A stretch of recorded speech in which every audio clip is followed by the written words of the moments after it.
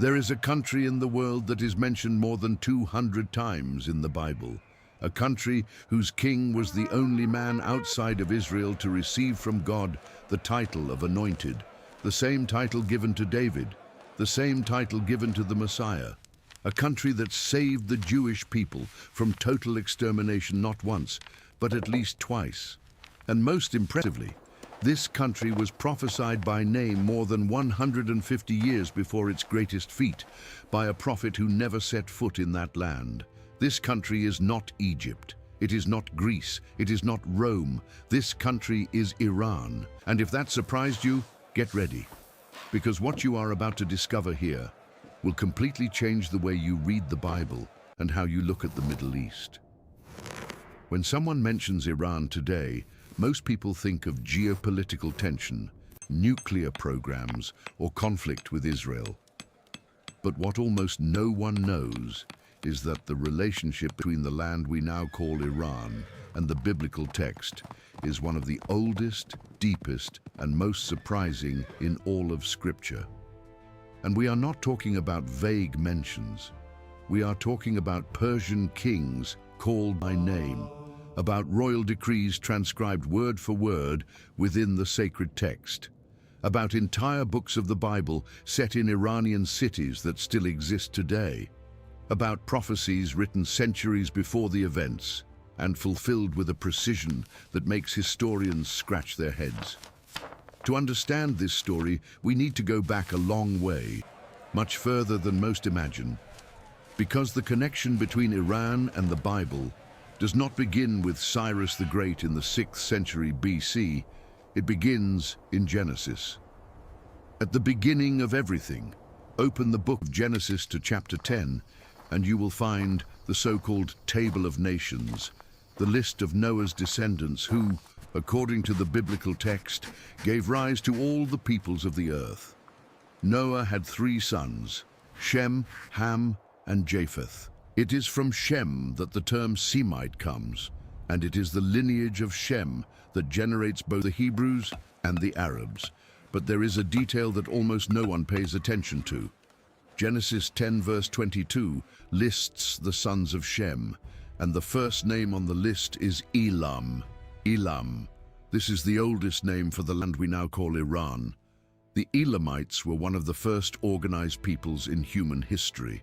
Their capital was Susa, yes, the same Susa that appears in the books of Esther, Daniel, and Nehemiah. The same city where, centuries later, a Jewish queen would save her people from annihilation within the palace of the greatest empire on earth. But we are getting ahead of the story. What matters here is understanding the weight of this. According to the Bible, Elam, the ancestor of the Persians, was the brother of Ashur, who gave rise to Assyria, and of Arphaxad, who is the direct ancestor of Abraham. This means that, within the biblical genealogy, the Persians and the Hebrews are cousins. They descend from the same patriarch. They share the same Semitic lineage. They are not distant strangers. They are family. And the Elamites were not just extras in ancient history. Quite the contrary. Genesis 14 records the first war mentioned in the Bible, and guess who is leading the military coalition? Chedorlaomer, king of Elam. This Elamite king commanded an alliance of 4 kings that dominated the region of Mesopotamia and the Jordan Valley. He was so powerful that 5 Canaanite kings had to unite to try to resist, and they failed. Chedorlaomer I sacked Sodom and Gomorrah and took prisoners, among them Lot, Abraham's nephew. It was this crisis that forced Abraham to mount a military rescue operation with only 318 trained men from his household. 318 against the coalition of the most powerful king in the region. And Abraham won. Notice what is happening here. In the first war recorded in the Bible, the antagonist is an Iranian king. The power of Elam was already so great in Abraham's time, we are talking about approximately 2000 BC, that he controlled kings from the Iranian plateau to the shores of the Dead Sea, a sphere of influence that covered nearly 2,000 kilometers. This is no minor detail. The Bible is telling us that the land of Iran was a power from the very beginning, but Elam was only the beginning. Because within that same region, another people was forming. A people that does not appear in the table of nations by that name, but who would change the course of biblical history irreversibly. The Medes. The Medes occupied the northwest of what is now Iran, in the mountainous region around the city of Ecbatana, modern-day Hamadan. And if the Elamites were the ancient power, the Medes became the prophetic power. Because when God wanted to announce the destruction of the greatest empire in the ancient world, it was to the Medes that he pointed. Isaiah chapter 13, verses 17 and 18. Read carefully. Behold, I will stir up the Medes against them, who will not regard silver, and as for gold, they will not delight in it. Their bows also will dash the young men to pieces, and they will have no pity on the fruit of the womb. Their eye will not spare children. This prophecy was written around 740 BC, and it is not talking about just any nation. It is announcing the fall of Babylon, the most magnificent empire the ancient world had ever seen. Its 12-meter-thick double walls, its hanging gardens, its temple of Marduk gleaming in gold, all of this, Isaiah says, would be destroyed. And God's instrument for this destruction would be the Medes.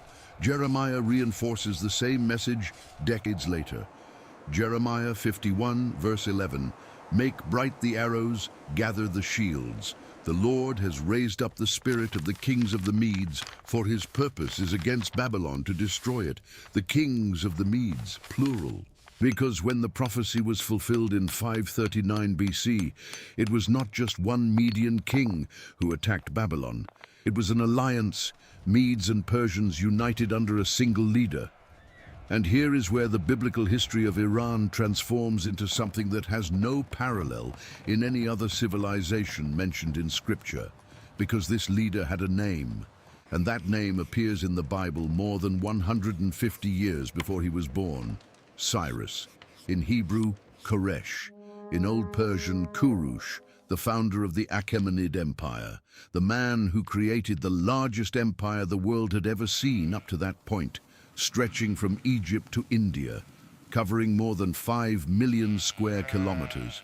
Get an idea of the scale. Cyrus's Persian Empire was larger than the entire current European Union. And it was not just large, it was administered with a sophistication that Rome would only achieve centuries later. But what makes Cyrus unique in the Bible is not the size of his empire. What makes Cyrus absolutely singular in all of Scripture is what God said about him. Open to Isaiah 44, verse 28, who says of Cyrus, "He is my shepherd, and he shall perform all my pleasure, saying to Jerusalem, you shall be built, and to the temple, your foundation shall be laid." And the following verse, Isaiah 45:1, "Thus says the Lord to his anointed, to Cyrus, whose right hand I have held." Stop, reread that. God called Cyrus my anointed. In Hebrew, the word is Mashiach, Messiah, the same word used to describe the promised deliverer of Israel. And God is using this word for a pagan king, a Persian, a man who did not worship the God of Israel, who, according to historical records, likely followed Zoroastrianism, the religion of Zarathustra. Even so, God calls him my anointed and says that he takes him by the right hand. If you believe the Bible is what it claims to be, the weight of this is overwhelming. No Pharaoh received this title, no Assyrian king, no Babylonian emperor. Nebuchadnezzar, whom God called my servant in Jeremiah 25, did not receive the title of anointed. Cyrus did. An Iranian received the most sacred title in the Hebrew tradition, and this was no accident. If this surprised you as much as it surprised me while researching, comment, "I didn't know." Now, the most disturbing detail of this story, the matter of the date. Isaiah wrote these verses around 700 to 680 BC. Cyrus was born around 600 BC. Cyrus conquered Babylon in 539 BC. This means that the prophet Isaiah wrote Cyrus's name and described exactly what he would do: free the Jews and order the reconstruction of the temple in Jerusalem, at least 140 years before the event happened. And it was not a vague prophecy. It didn't say a king will come from the east. It said the name Cyrus. It said what he would do: build Jerusalem and found the temple. And it said how. By God's direct choice, who would take him by the hand. This is one of the strongest prophetic arguments in the entire Bible, and it does not depend solely on faith to be evaluated. The Cyrus cylinder, a clay artifact found in 1879 in the ruins of Babylon, now on display at the British Museum in London, independently confirms that Cyrus did indeed conquer Babylon and adopted a policy of liberating captive peoples and restoring destroyed temples. Archaeology and the biblical text align with a precision that bothers any honest skeptic. But how did Cyrus come to power? Because this story is so cinematic, it seems like fiction. Cyrus was born around 600 BC in the region of Anshan, in southwestern present-day Iran, territory that belonged to ancient Elam. According to Herodotus, the Greek historian, Cyrus's grandfather was Astyages, king of the Medes, which would make Cyrus half Mede, half Persian. A fusion of the two most powerful Iranian lineages. The legend Herodotus records says that Astyages had a prophetic dream in which his daughter gave birth to a vine that covered all of Asia. Terrified, he tried to kill his newborn grandson, but the child was saved and raised in secret by a shepherd. If this story reminds you of something, a king trying to kill a child destined to change the world, the child being miraculously saved and growing up in anonymity, it is because this pattern repeats in the Bible: Moses, Jesus, and now Cyrus. When Cyrus grew up and discovered his true identity, he did exactly what the dream predicted. He rebelled against his grandfather, united the Persians and the Medes under his command, and in 550 BC took Ecbatana. Within a decade, he conquered the kingdom of Lydia in present-day Turkey, defeating the legendary King Croesus, whose wealth was so famous that to this day we say rich as Croesus. Then came Babylon, and here is where the biblical prophecy materializes before our eyes. In October 539 BC, Cyrus's armies arrived at the gates of Babylon. These were the most famous walls of the ancient world. Herodotus describes walls nearly 27 meters high, so wide that a 4-horse chariot could turn around on top. The city was considered impregnable. Decades earlier, Nebuchadnezzar had transformed those defenses into a masterpiece of military engineering. Any rational general would look at those walls and turn back. Cyrus did not try to scale the walls. He did not try to break them down. He did something no one expected. According to the accounts of Herodotus and the Cyrus cylinder itself, the Persians diverted the course of the Euphrates River, which cut through the middle of the city, passing under the walls through bronze gates. By diverting the waters, the river level dropped enough for Persian soldiers to enter through the riverbed under the walls, with the water only waist deep. Babylon fell in a single night, practically without a fight. Daniel chapter 5 records this very night, the night King Belshazzar was holding a banquet, drinking wine from the sacred vessels stolen from the temple in Jerusalem. A hand appeared out of nowhere and wrote on the wall, "Mene, mene, tekel, parsin," numbered, weighed and divided. That same night, Belshazzar was killed, and the kingdom was given to the Medes and Persians. Exactly as Isaiah and Jeremiah prophesied, a fulfillment so surgical it seems choreographed. And what Cyrus did after taking Babylon is what forever cemented Iran's place in biblical history. In 538 BC, less than a year after the conquest, Cyrus issued a decree that is recorded in the book of Ezra, chapter 1, verses 2 to 4. He declares, and the biblical text preserves his words, The Lord God of heaven has given me all the kingdoms of the earth, and he has commanded me to build him a house at Jerusalem, which is in Judah. Who is among you of all his people? May his God be with him, and let him go up to Jerusalem, which is in Judah, and build the house of the Lord. This decree did not just allow, it ordered and financed the return of the Jews to their land. After 70 years of exile in Babylon, exactly as Jeremiah had prophesied, the Jews could finally go home. And who opened the door? An Iranian king, not a Jewish prophet, not an angel, a Persian emperor who likely never read the Torah, but who fulfilled to the letter what was written in it more than a century before he was born. Think about the absurdity of this for a second. The Jews were captive in Babylon. Their prophets said they would be liberated. The liberation came, but not by internal revolution, not by direct divine intervention like in the Exodus, plagues and the sea opening. It came through a bureaucratic decree from a foreign monarch. God used the geopolitics of the ancient world as an instrument of redemption, and the vehicle of that redemption was Persia. It was Iran. Ezra records that Cyrus did not just release the captives, he returned the 5,400 gold and silver utensils that Nebuchadnezzar had looted from the temple in Jerusalem. Every cup, every bowl, every censer, everything catalogued, everything counted, everything returned. Ezra gives the exact number. This level of detail is no accident. It is the biblical text saying, this happened, there is a record, there is an inventory. And it wasn't just the decree. Cyrus's policy toward conquered peoples was radically different from anything the ancient world had known.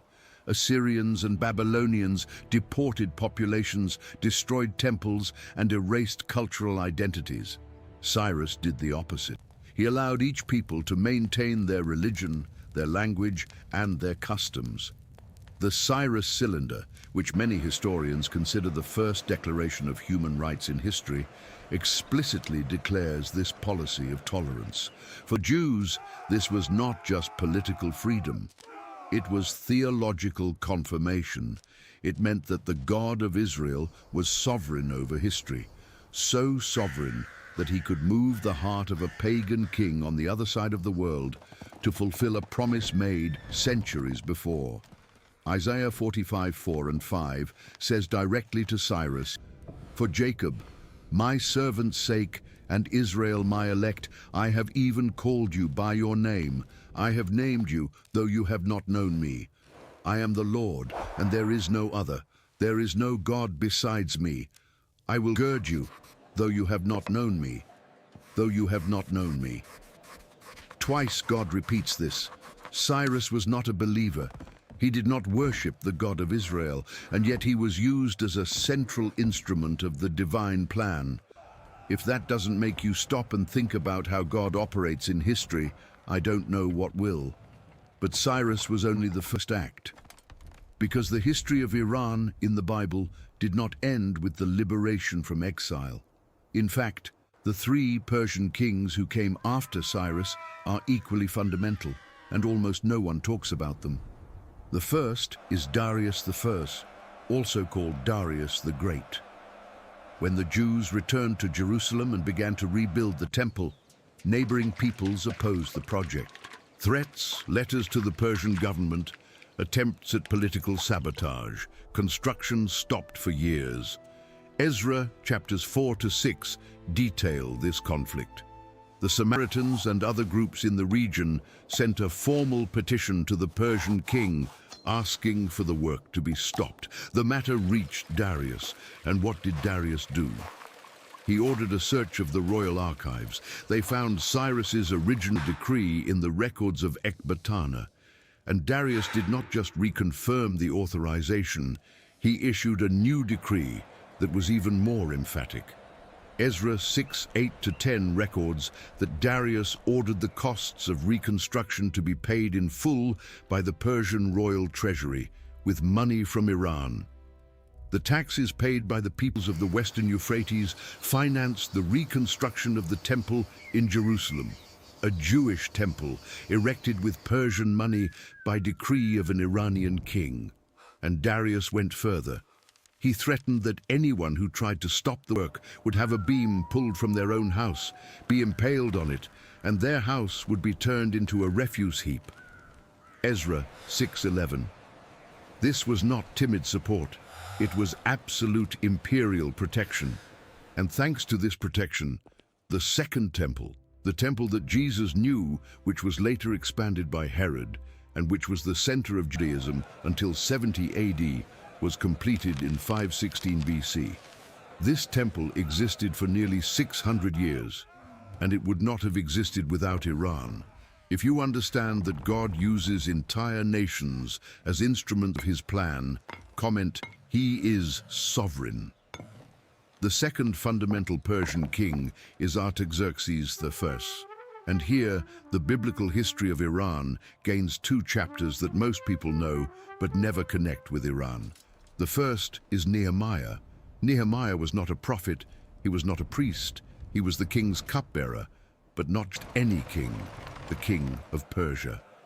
Nehemiah lived in Susa, the Persian capital, serving Artaxerxes I personally.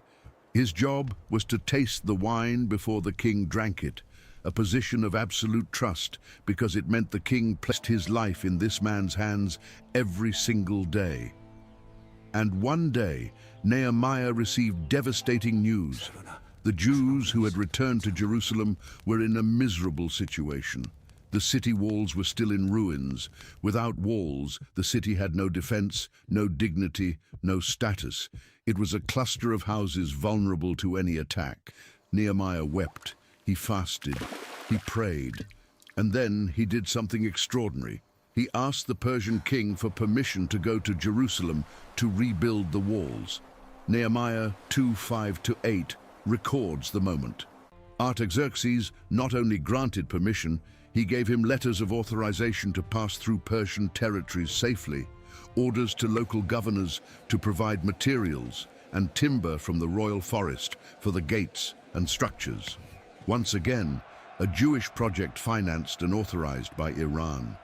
And Nehemiah did the impossible. In just 52 days, the walls of Jerusalem were rebuilt. Nehemiah 6:15. 52 days to raise walls around an entire city. The enemies around them were so shaken that the text itself says, "When all our enemies heard of it and all the nations around us saw these things, they were very disheartened in their own eyes, for they perceived that this work was done by our God." The Persian hand opened the way. The divine hand completed the work. But the most dramatic chapter of the Iranian presence in the Bible was yet to come.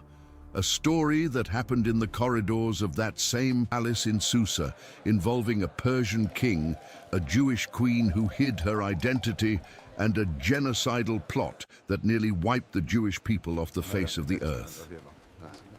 The story of Esther. If you have heard this name, you probably think of a Sunday school children's story, a beautiful queen who saved her people. But what actually happened in that palace in Susa is one of the tensest, most politically complex, and most theologically disturbing narratives in the entire Bible. And it takes place entirely on Iranian soil. Every scene, every dialogue, every conspiracy, everything happens within the Persian Empire. The Book of Esther is, from beginning to end, an Iranian story. The king in question is Ahasuerus, whom most historians identify as Xerxes I, the same Xerxes who invaded Greece, who fought at Thermopylae against the 300 Spartans, who built a bridge of boats across the Hellespont Strait. This is the man, one of the most powerful monarchs to ever exist. He ruled 127 provinces from India to Ethiopia. Esther 1.1 make sure to open with that number. 127 provinces. And the administrative capital of this colossal empire was Susa, today the city of Shush, in the Khuzestan province of southwestern Iran. The ruins of the palace where this story happened are still there. You can visit them. The book begins with a party. But not just any party. Esther 1:4 says that Ahasuerus held a banquet that lasted 180 days, 6 months, displaying the riches and glory of his kingdom to the nobles and governors of all the provinces. White and blue linen curtains fastened with cords of fine linen and purple on silver rings and marble pillars. Couches of gold and silver on a mosaic pavement of porphyry, marble, mother of pearl, and precious stones. Esther 1:6 describes this with a wealth of detail that makes you smell the incense in the hallways. This was the world where Esther's story would unfold. A world of such extreme opulence, it seems like fantasy. But archaeology confirms it. French excavations in Susa, led by Marcel Dieulafoy in the late 19th century, found exactly the types of columns, pavements, and ornamentations that the biblical text describes. During this festival, Ahasuerus sent for Queen Vashti to display her beauty before the guests. She refused. The king's advisors panicked, not because of the personal insult, but because of the political precedent. If the queen can disobey the king, they said, all the women in the empire will do the same. Vashti was deposed, and this created a vacuum. The throne of the Queen of Persia was empty. To fill it, Ahasuerus ordered that the most beautiful young women from all 127 provinces be brought to the palace. A selection process that lasted 12 months, 6 months with oil of myrrh, 6 months with perfumes and ointments, an entire year of preparation before each candidate had a single night before the king. Among these young women was a Jewish orphan named Hadassah. Her Persian name was Esther, derived from the Persian word stara, which means star, and which some scholars connect to the Babylonian goddess Ishtar. She had been raised by her cousin Mordecai, who held some kind of administrative position at the king's gate in Susa, and Mordecai gave Esther an instruction that would define the entire narrative. Do not reveal to anyone that you are Jewish. Esther 2:10.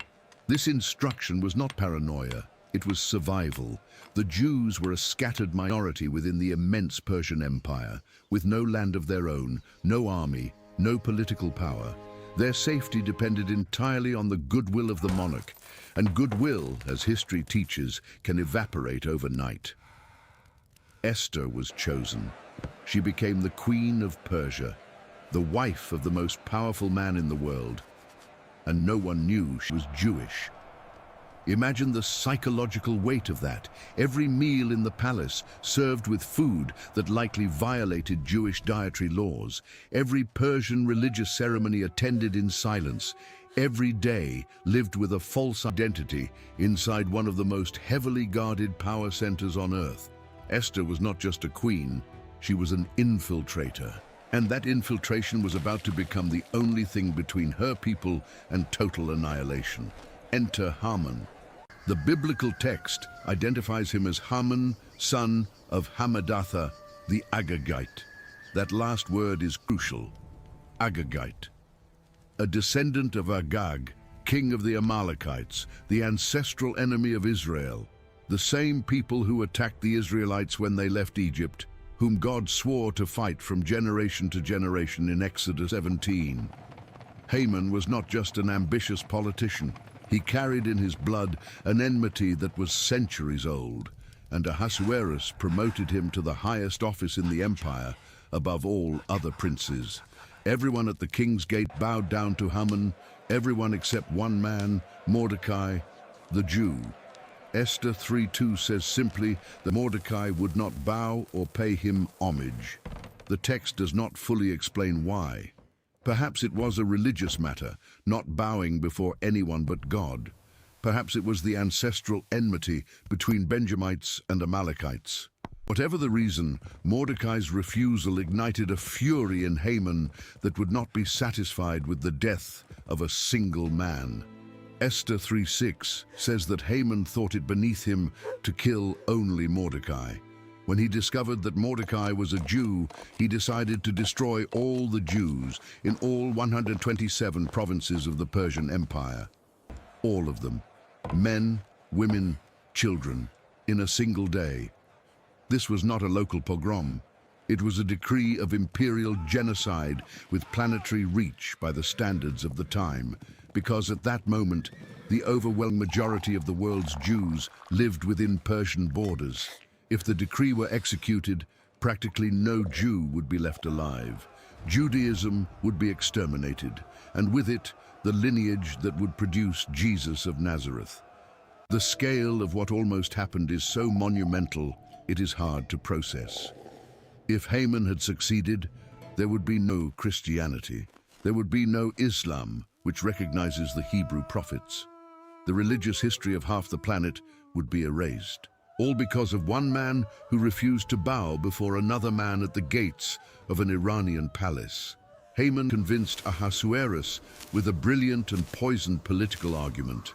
Esther 3:8 and 9. There is a certain people scattered and dispersed among the people in all the provinces of your kingdom. Their laws are different from all other peoples, and they do not keep the king's laws. Therefore it is not fitting for the king to let them remain. And he offered 10,000 talents of silver to the royal treasury, an amount equivalent to approximately 340 tons of silver, to finance the extermination operation. The decree was drafted, sealed with the king's signet ring, and sent by couriers to all the provinces. Esther describes the content: to destroy, to kill, and to annihilate all the Jews, both young and old, little children and women, in one day, the 13th day of the 12th month, the month of Adar, and to plunder their possessions. The decree was published in every language of every province, and verse 15 of Esther chapter 3 ends with a sentence that is one of the most chilling in the entire Bible. The couriers went out, hastened by the king's command, and the decree was proclaimed in Shushan, the citadel. So the king and Haman sat down to drink, but the city of Shushan was perplexed. They sat down to drink. The king and the architect of genocide sat to have wine while the capital of the empire went into shock. That sentence alone says more about the banality of evil than entire volumes of philosophy. And while Haman drank, Mordecai tore his clothes, put on sackcloth and ashes, and went out crying through the city. In every province where the decree arrived, the Jews went into mourning, fasting, weeping, wailing. Many lay in sackcloth and ashes. An entire people feeling the weight of a death sentence signed by a man they had never seen. It is at this point that Mordecai sends the message that defines the entire book of Esther. When Esther hesitates, because approaching the king without being summoned meant risking her own life, even as queen, Mordecai responds with the most famous words of the book. Esther 4:13 and 14. Do not think in your heart that you will escape in the king's palace any more than all the other Jews. For if you remain completely silent at this time, relief and deliverance will arise for the Jews from another place, but you and your father's house will perish. Yet who knows whether you have come to the kingdom for such a time as this? For such a time as this. Every step of Esther's life, her orphanhood, her adoption by Mordecai, her beauty that caught attention, her selection for the harem, the crown, all seemed like chance. But Mordecai is saying, what if none of this was chance? What if every detail was strategic positioning for this exact moment? And here is a detail most people don't notice. The book of Esther is the only book in the Bible that never mentions the name of God. Not once. There is no "thus says the Lord." There are no visible miracles, no sea opening, no fire falling from heaven. Everything that happens in the book of Esther can be explained as coincidence, political maneuvering, or luck. And that is exactly what makes this book so powerful. Because the book of Esther shows how God operates when he seems absent. Behind the scenes, through circumstances, through human decisions, through a young Jewish woman who found the courage to risk her life in the throne room of a Persian king. Esther decided to act.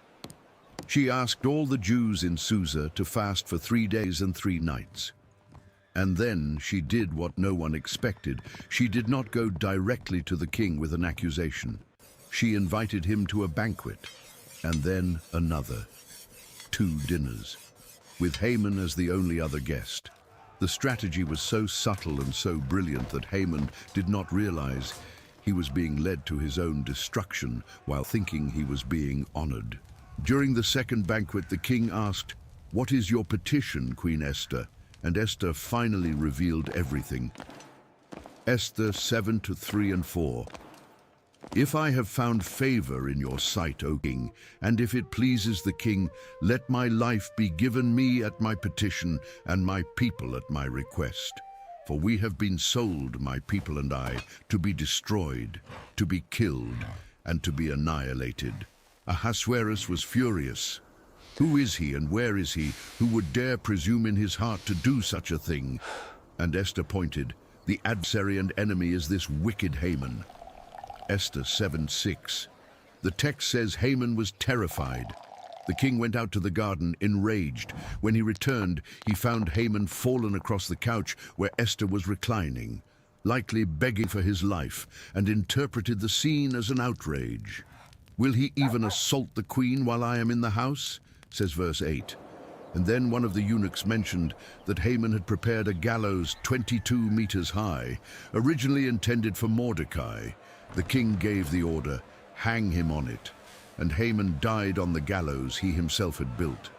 The irony of this outcome is so perfect, it seems written by a novelist, not a historian. The gallows Haman raised for Mordecai became his own sentence.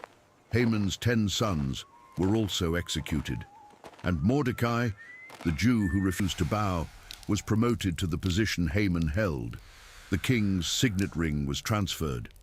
A Jew was now the second most powerful man in the Persian Empire. But there was a legal problem. The decree of extermination had already been published and sealed with the royal ring. And the law of the Medes and Persians was irrevocable. Not even the king could annul a sealed decree. Daniel 6:8 confirms this legal principle. So Ahasuerus did the only thing possible. He authorized a second decree. Esther 8:11. The Jews were given imperial permission to defend themselves, to gather together and fight for their lives against any force that attacked them on the 13th day of Adar. And they fought. And they won. Esther 9 records that in Susa, the Jews killed 500 men who attacked them, plus Haman's 10 sons. In the provinces, they killed 75,000 of those who rose up against them, and the text makes a point to note 3 times that the Jews did not touch the plunder. Esther 9, 10, 15, and 16. This repetition is intentional. Centuries earlier, King Saul, also from the tribe of Benjamin like Mordecai, had lost his throne because he took the plunder of the Amalekites when God commanded him not to. 1 Samuel chapter 15. Now, facing another Amalekite, the Jews did differently. They did not touch the plunder. The historical correction is so precise, it seems purposeful. This victory gave rise to the festival of Purim, celebrated to this day by Jews in the month of Adar, in memory of the liberation that happened in Persia. The name Purim comes from the Persian word pur, which means lot, because Haman cast lots to choose the day of the massacre. The final irony, the lot Haman cast to destroy the Jews, became the name of the festival that celebrates their survival. And this festival was born in Iran. Every time a Jew celebrates Purim anywhere in the world, in New York, in Tel Aviv, in Buenos Aires, they are celebrating something that happened on Iranian soil, inside the palace of a Persian king, because of the courage of a Jewish woman who lived in Iran. And there is one more layer most do not see. Jewish tradition claims that the tomb of Esther and Mordecai is in Hamadan, Iran, ancient Ecbatana. There is a structure there, venerated for centuries, that is considered their burial site. It is one of the oldest Jewish shrines in the world, and it is in Iran to this day. A Jewish mausoleum, maintained and preserved in Iranian territory, reminding the world that the connection between the Jewish people and the Persian people is deeper and older than any modern conflict can erase. If this story made you see Iran in a completely different way, comment, "I didn't know this." But the presence of Iran in the Bible is not limited to historical narrative. It invades the realm of apocalyptic prophecy. And this is where the story gets even stranger. Because the book of Daniel, written within the Persian Empire by a Jew who served under Babylonian and Persian kings, contains visions that mention Persia both explicitly and in code. Daniel chapter 8, verses 3 and 4. Daniel has a vision of a ram with two horns standing beside a river. One horn was higher than the other, and the higher one came up last. The ram pushed westward, northward, and southward, and no animal could withstand him. And the angel Gabriel appears and interprets the vision. Daniel 8:20. The ram which you saw, having the two horns, they are the kings of Media and Persia. The two horns, two peoples, Medes and Persians.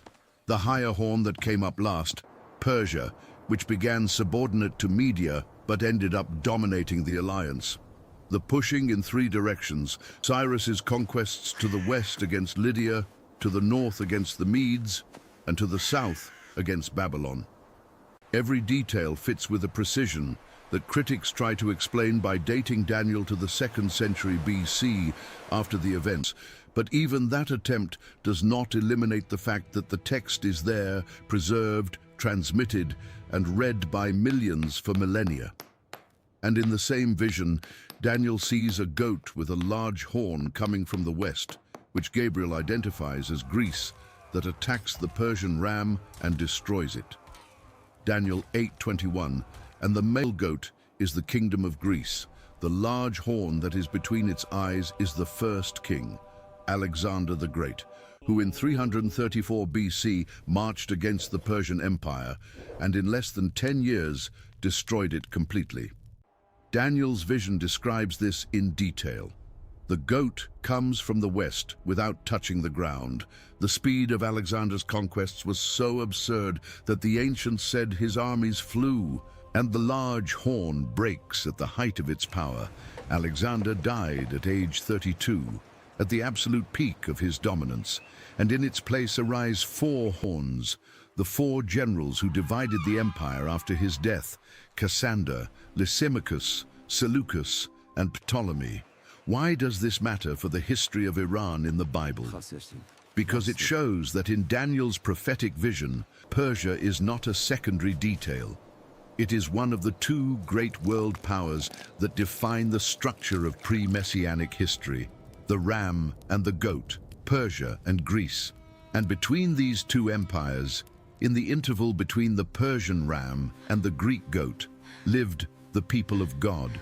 The Jews existed as a restored nation, with a temple, with walls, with identity, because Persia allowed it. And they were forced to fight for cultural survival when Greece tried to Hellenize them by force, which led to the Maccabean revolt. Persia protected, Greece attacked. And Daniel saw both things before either happened. But Persia's influence on the Bible goes beyond kings, decrees, and prophecies about empires. There is a dimension that almost no one discusses, and which, once you understand it, changes the way you read practically the entire New Testament. During the nearly 2 centuries that the Jews lived under Persian rule and influence, from Cyrus's decree in 539 until Alexander's conquest in 331, something happened to Jewish theology, something profound. Before the Babylonian exile and the Persian period, the oldest Hebrew texts speak of God in an almost monolithic way. Angels appear, but without names. Life after death is vague. Sheol, a place of shadows where everyone goes, righteous and unrighteous. Satan appears in the book of Job not as a cosmic enemy, but as a member of the celestial court, almost a divine prosecutor. There is no clear doctrine of bodily resurrection. After the Persian period, all of this changes. Suddenly, angels have names: Michael, Gabriel, Raphael. Suddenly, there is a clear cosmic struggle between forces of good and forces of evil. Suddenly the idea of a final judgment, of the resurrection of the dead, of eternal reward for the righteous and punishment for the wicked, emerges. And do you know which religion already taught all these things centuries earlier? Zoroastrianism, the religion founded by Zarathustra in ancient Persia. Zoroastrianism taught that the world was a battlefield between Ahura Mazda, the god of light and truth, and Angra Mainyu, the spirit of evil and lies. It taught that at the end of time there would be a universal resurrection and a final judgment. It taught that angels, called Amesha Spentus, had names and specific functions. It taught the existence of a paradise and a hell. This does not mean the Jews simply copied Persian theology. That is a gross simplification that ignores the complexity of theological development. But most scholars, both secular and religious, recognize that prolonged contact with Persian culture acted as a catalyst. The seeds already existed in the oldest Hebrew texts, but it was in Persian soil that they germinated and grew.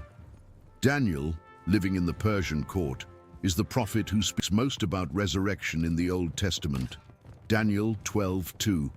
And many of those who sleep in the dust of the earth shall awake, some to everlasting life, some to shame and everlasting contempt.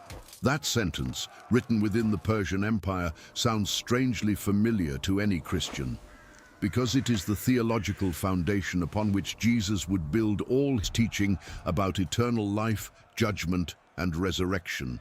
Persia did not invent these ideas for the Jews, but it was in Persia that these ideas found the language, structure, and urgency that would define Second Temple Judaism, and, by extension, Christianity. And speaking of Christianity, it is time to talk about the most direct, visible, and ignored moment of Persian presence in the New Testament. Matthew chapter 2, verse 1. Now after Jesus was born in Bethlehem of Judea in the days of Herod the king, behold, wise men from the east came to Jerusalem. Wise men, in Greek, Magi. And you know where that word comes from? From Old Persian, Magush. It was the title of the Zoroastrian priests of ancient Persia and Media. The three wise men everyone knows from Christmas were not kings, and the Bible never says there were three. It only mentions three gifts. What the Bible says is that they were Magi, Persian priests, scholars of the stars, coming from the east. Think about what that means. The first non-Jews to recognize the birth of Jesus, the first Gentiles to kneel before the Messiah, were Iranians, Persians, men who likely followed the Zoroastrian tradition, who studied the scriptures of Zarathustra, who came from a culture that for centuries had taught about the struggle between light and darkness, about a future savior, about the final victory of good.